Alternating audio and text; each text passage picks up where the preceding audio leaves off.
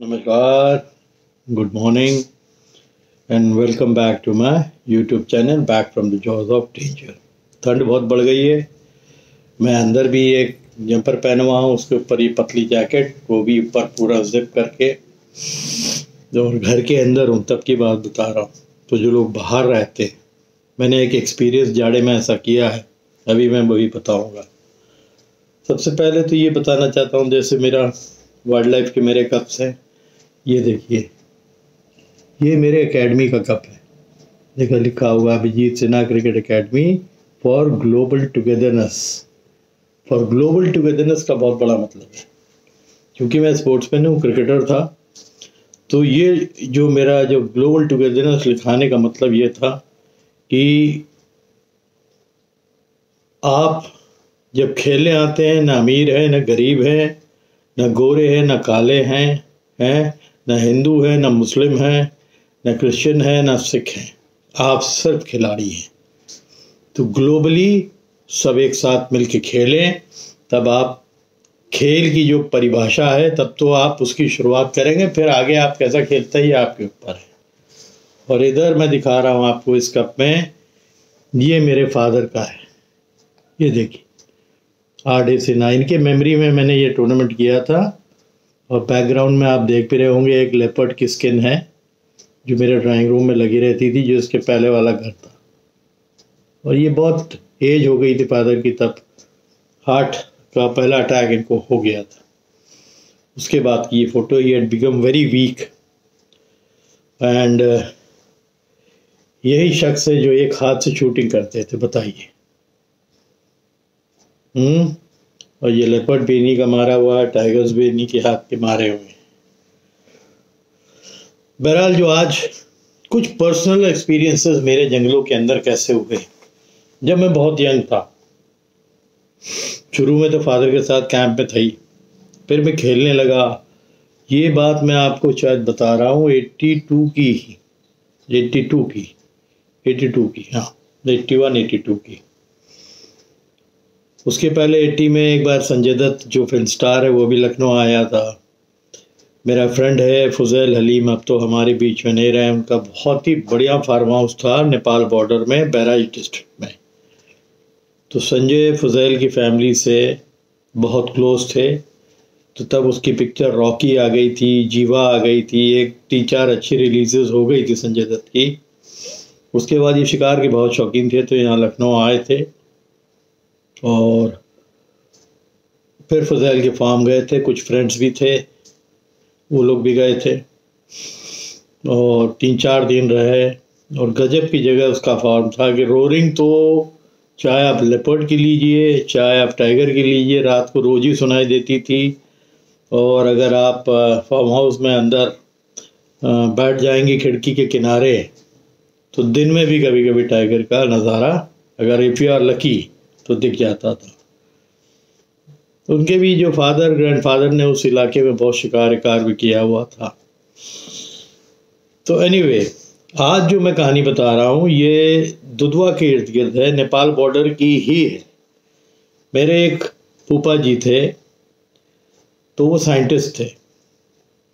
तो चक्राता में कोई रिसर्च चल रहा था उनका।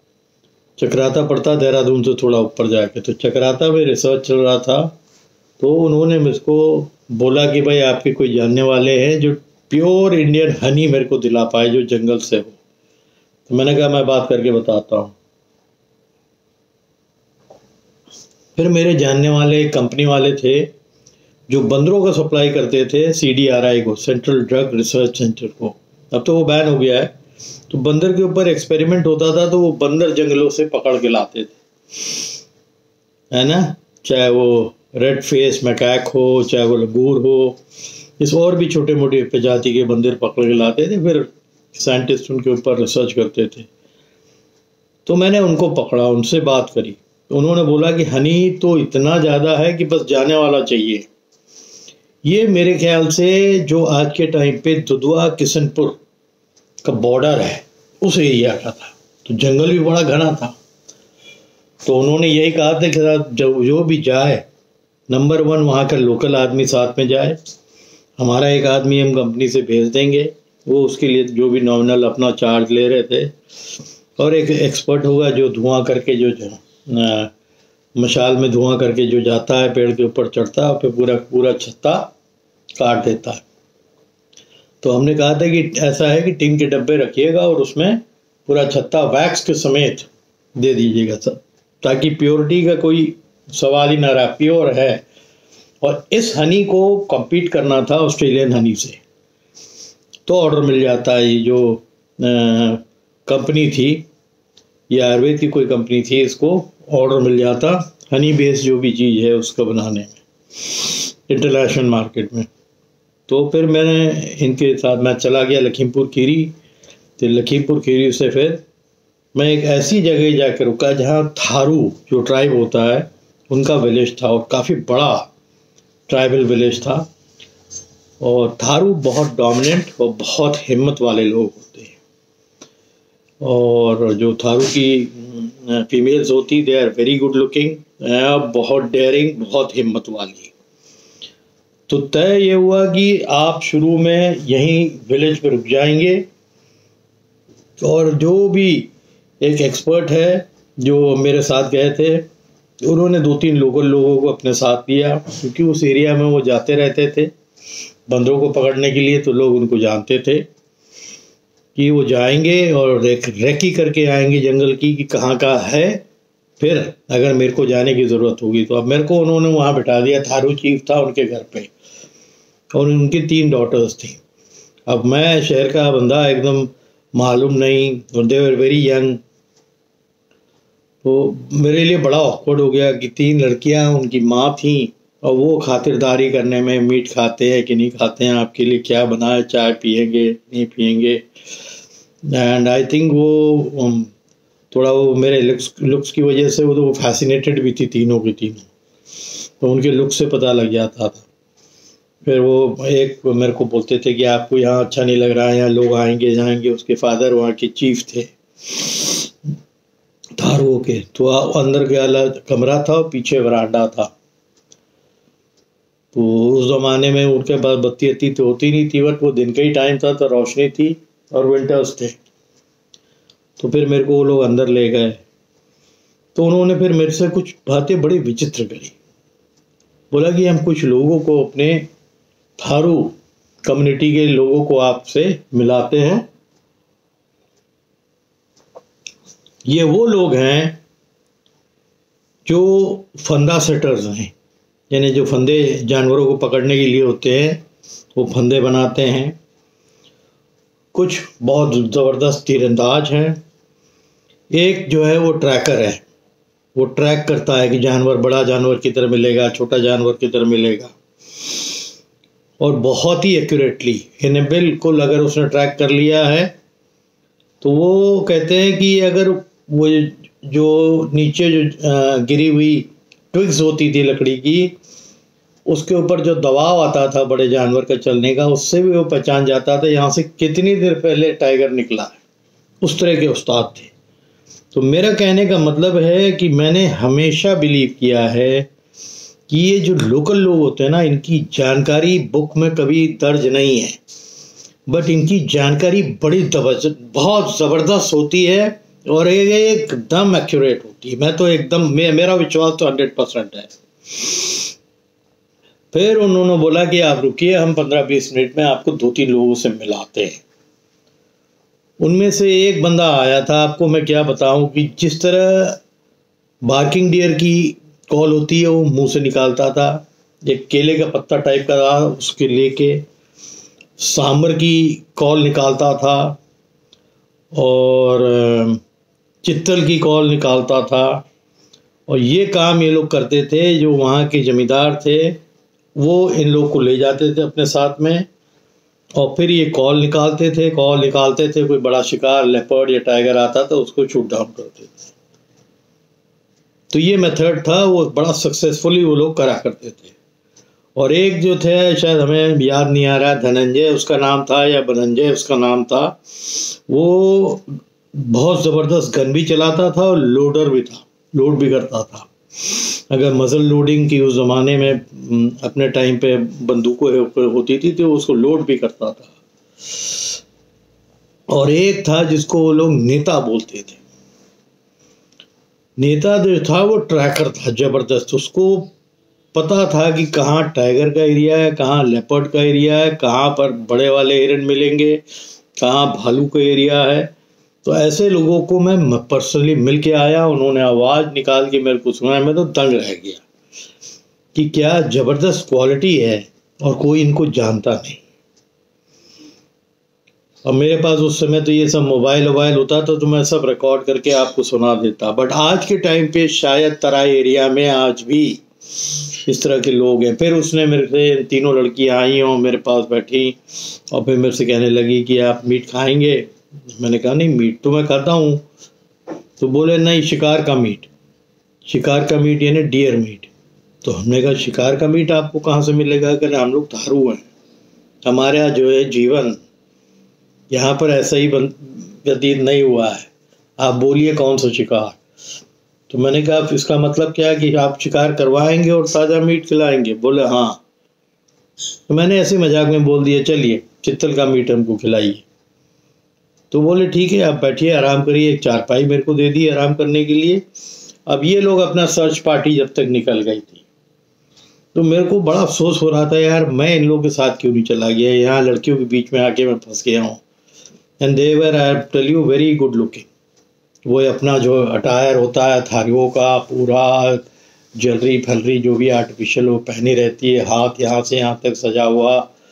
और चाय जो बनाई थी मैं वो टेस्ट भूल नहीं पाया, अदरक वाली जो चाय उन्होंने बना के दी थी। तो उसी से पता लग गया था कि खाना भी उनके यहाँ बहुत ज़बरदस्त बनता होगा।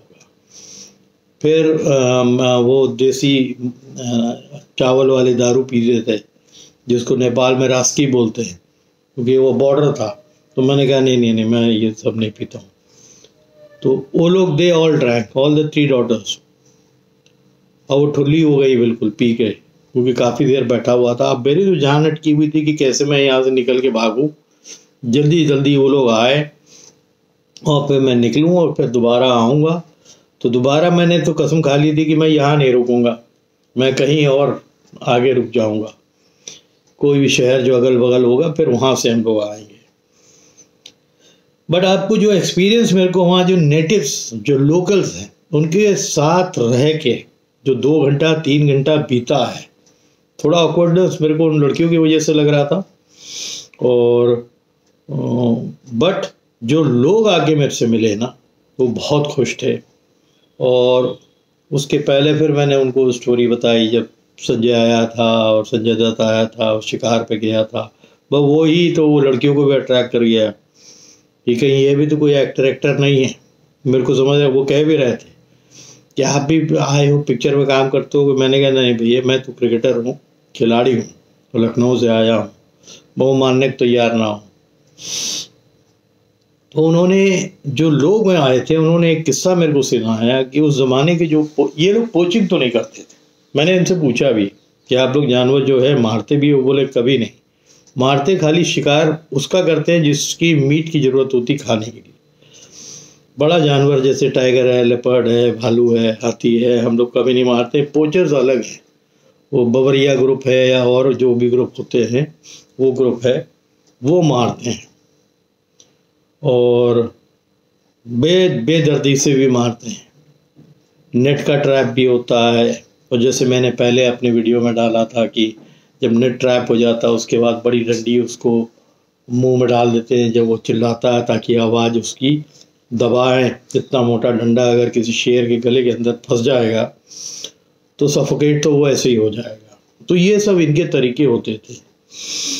और फिर लुटेरों की हुई बात मेरे से बताया कि वहाँ कुछ ऐसे पोचिंग वाले जो ग्रुप थे वो लूटते भी थे लोगों को जंगलों के अंदर, या अगल बगल जो सेठ लोग होते थे उनको लूट लेते थे और इस कपड़े लत्ते सब उतरवा लेते थे। अब जैसे कोई बैलगाड़ी में सेठ कोई सामान ले जा रहा है तो उसको रुकवा लिया और पूरा लूट लिया। उस ज़माने में सेठ कोई ना कोई गनमैन, डबल बैरल गनमैन वाले को भी साथ में ले जाते थे, बट वो सब छीन छान लेते थे ये लोग। और ये समझ लीजिए जो कुदरत ने हमें नेचुरल ड्रेस दिया वो छोड़ देते थे, बाकी पैंट कमीज बनियान सब उतरवा देते। तो मैं ये सुन रहा था तो मेरे को बड़ा अजीब लग रहा था कि मैं बहुत ज़्यादा दूर भी नहीं है, 200-250 किलोमीटर दूर हूँ, बट क्या क्या होता है जंगलों के अंदर, ताज्जुब लग गया।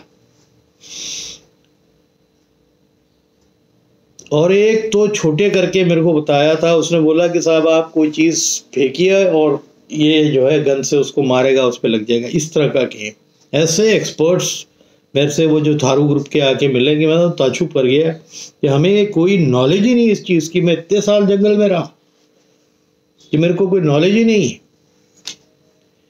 तो ऐसे ऐसे लोग आपको लाइफ में मिलते हैं। बहरहाल 3-4 घंटे के बाद वो लोग लौट के आ गए, उन्होंने सब बताया कि बहुत वैक्स लगा हुआ है। तो फिर मैं, जो मेरे साथ आए थे कंपनी वाले, मैंने उनसे बोला कि भैया मेरे को यहाँ से जल्दी ले चलो, मेरे को बड़ा अनकंफर्टेबल लग रहा है यहाँ बैठना, और ये लोग ड्रिंकिंग भी किए हुए हैं बहुत ज़्यादा। तो बोले ठीक है आप चलिए, हम आपको पलिया में ठहरा देते हैं, फिर पलिया से हम लोग ऑपरेट करेंगे, हम कर लेंगे। और जो चार्जेस उन्होंने हमको बताए तो मैंने फिर वहाँ से वाला फ़ोन जो होता था उससे फ़ोन किया, एसटीडी वाले थे, हमारे फूफा जी को बता दिया कि भाई पूरे एक टीने का इतना पड़ेगा, 4-5 टीने जो हम लोड करवा देंगे। बात हो गई, उन्होंने वो ओके कर दिया। और फिर मेरे से बोले कि जब हम जंगल में जाएंगे अगले दिन, आप जाएंगे? मैंने कहा मेरे को ऐसा कोई इच्छा नहीं है वहाँ जाके, खतरा अलग था, अनआर्म्ड आप जा रहे थे जंगल के अंदर। वो लोग तो जानते हैं कि लोकल लोग उनके साथ जाते हैं, वो बंदर पकड़ने जाल मारते थे। एक बिना आवाज़ की बंदूक होती थी, उससे वो लोग जाल था वो मारते थे, जाल लगा रहता था, वो जाल पूरा पेड़ के ऊपर फैल जाता था, फिर उसको जाल को खींचते थे, उसमें जितने बंदर फंस गए वो पकड़ लेते थे। ये उनका तरीका था। तो ऐसी ऐसी चीज़ बता रहा हूँ, शायद आपको मालूम भी नहीं होगी। तो ट्रैप करते थे, बिल्कुल प्रिमिटिव तरीका था उनका, जो देसी होता, शुद्ध देसी, जो नेटिव लोग होते हैं उन किस तरह से जंगलों में अपने को रखते हैं, ये मैंने अपने आँख से विटनेस किया। और क्या हुनर होता है उनके अंदर, क्या गजब का हुनर होता है, ये मैंने देखा। कि कोई तीरंदाज अच्छा है, कोई फंदा सेटर अच्छा है, तो कोई ट्रैक करने वाला अच्छा है, कोई यही देख के बता दे कि टाइगर यहाँ से कितनी देर पहले निकला है।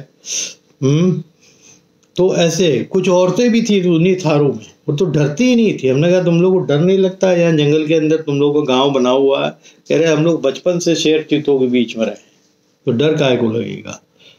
और थारुओं के गांव के अगल बगल ये बड़े वाले जो बिग कैट थे, ये भटकते भी नहीं थे, मारे डर के मार देंगे ये लोग। और फिर इसकी खाल वही नेपाल साइड में ये लोग बेच देते थे स्मगलर्स को, और पैसा मिल जाता था। तो ये सब चीज़ें चलती रहती थी। बहरहाल ये हो गया, मैं चला गया पलिया। थैंक गॉड मेरे को इतनी रिलीफ मिली जब वहाँ से मैं निकला हूँ।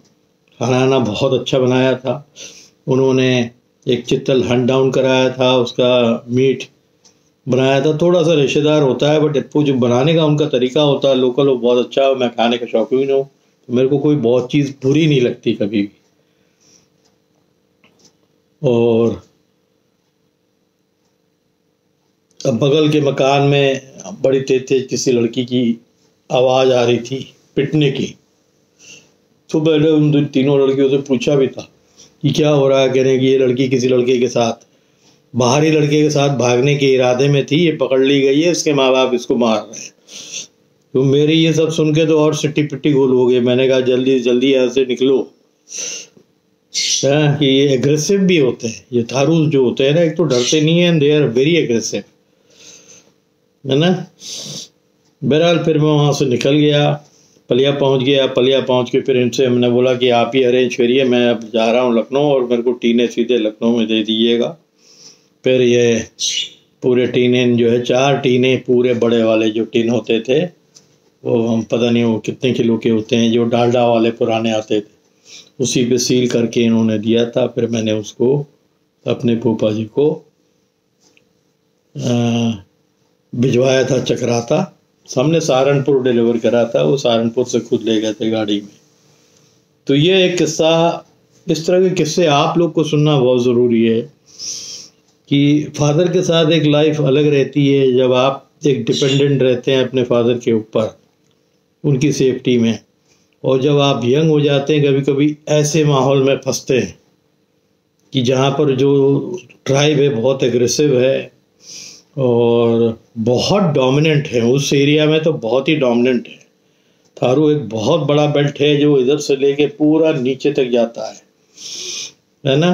तो एक बहुत अच्छा एक्सपीरियंस इसलिए रहा कि सीखने को बहुत कुछ मिल गया कि जो नेटिव लोग हैं उनकी क्या स्किल होती है जंगलों के अंदर सर्वाइवल की।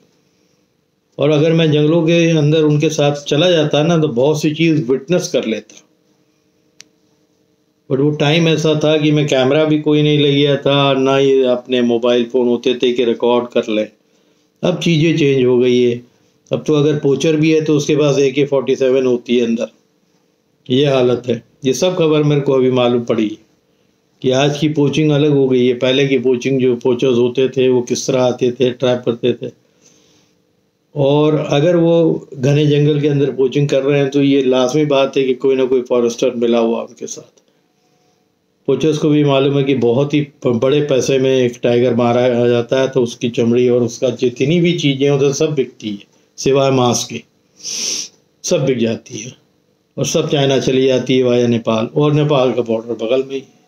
तो जितने वहाँ के एजेंट हैं वहीं है। तो उम्मीद करता हूँ ये छोटी सी जो पर्सनल किस्सा अपना बताया आपको पसंद आया होगा कि जो नेटिव हंटर्स होते हैं उनका क्या स्किल होता है। मैं अगर जंगल में चले जाता तो शायद और पता लग जाता है, बट सुन के और आवाज़ निकालते उनको देख के मैं दंग हो गया। जो कैसे अट्रैक्ट करते थे जमींदारों के लिए हिरणों की आवाज़ कर करके, और टाइगर या लेपर्ड आ जाता था सुन के, उसको शूट डाउन कर देते थे। तो ये आज कहानी पर्सनल है, फिर आपको अलग से और कहानियाँ डालूंगा, हंटिंग की भी डालूंगा। उम्मीद करता हूँ ये जो पर्सनल एक्सपीरियंस है आपको पसंद आया होगा। अगर आप पसंद आया है तो इसको आप शेयर करिए, और जो लोग हैं उनसे भी रिक्वेस्ट करता हूँ कि और सब्सक्राइब करिए, है ना। और मेरी स्टोरीज बहुत अलग है औरों से। मैं भी चाहूँ तो जंगलों में चले जाऊँ, पंजा दिखा दूँ और टाइगर दिखा दूँ। मैं वो है ही नहीं। मैंने बहुत टाइगर, बहुत लेपर्ड बहुत नज़दीक से देखे बचपन से। मेरे को वो कभी अट्रैक्ट ही नहीं करता। अगर मैं आज जंगल में जाता भी हूँ, कॉर्बेट जाता हूँ या मैं बांधवगढ़ जाऊँगा तो मैं सफारी के पर्पज़ से नहीं जाऊँगा। मैं ऐसी जगह बफर जोन में रहूँगा जो शायद जहाँ भी जहाँ मैं टिका हुआ हूँ मेरे को वहाँ कुछ वाइल्ड लाइफ दिख जाए, है ना, जो नेचुरल हैबिटेट में दिख जाए। कि ना कि मैं जीप में औरों के साथ जा रहा हूँ जिसमें दो बेवकूफ़ बैठे हुए हैं जो हल्ला भी कर रहे हैं और रंगीन कपड़े पहने हैं। I am very particular. मैंने अभी 1-2 दिन पहले एक वीडियो डाला था कि जब जंगल में जाओ कि आपके कपड़े कैसे होने चाहिए। और दूसरी बात, बहुत पहले एक वीडियो में डाला था, कभी भी परफ्यूम लगा के अंदर मत जाइए, क्योंकि परफ्यूम सूंघ लेते हैं जानवर। हाथी जैसा तो अट्रैक्ट होता है, आपकी तरफ आता है, और बाकी जो बड़े जानवर हैं, लेपर्ड है, टाइगर है, एक बार सूंघ लेंगे, क्योंकि ये जो स्मेल है ये जानवरों की नहीं है, वो जानते हैं। ये इंसान ही लगा के आते हैं, तो वो आपको जल्दी दिखेंगे भी नहीं। अगर दिखना भी होगा तो वो कहीं ऐसी झाड़ी में दुपक जाएंगे कि आप 10 मीटर दूर से चले जाओगे, आपको वो नज़र ही नहीं है। और भी बहुत सी चीज़ जो बताई थी जो प्रिकॉशनरी होती है जब आप जंगल में जाते हो, फिर भी एक आगे वीडियो कोई होगा तो उसमें रिपीट कर दूंगा। ठीक है, तो अभी के लिए इतना ही। उम्मीद करता हूँ कि ये जो पर्सनल वीडियो है ये आपने एंजॉय किया होगा, और इसमें अपने कमेंट्स ज़रूर लिख के भेजिए, क्योंकि ये मेरा पर्सनल है, कोई हंटिंग स्टोरी नहीं है। ये कुछ हुनरबाजों से जो बिल्कुल जो नेटिव्स होते हैं, गांव के लोग होते हैं, उनकी आर्ट क्या होती है जंगलों में सर्वाइवल की, वो मैं देख के आया हूँ, उसके बारे में बोला। तो इसमें ज़रूर कमेंट करिए आपको अच्छा लगा कि नहीं लगा तो उस पर बोलिए ज़रा, ठीक है। तो मेरे को भी लगेगा कि जो मैं अपना जो एक्सपीरियंस शेयर कर रहा हूँ आपके साथ, उसमें आप लोग को नॉलेज मिल रही है। आप लोग हेल्दी रहिए और तगड़े से रहिए। Thank you.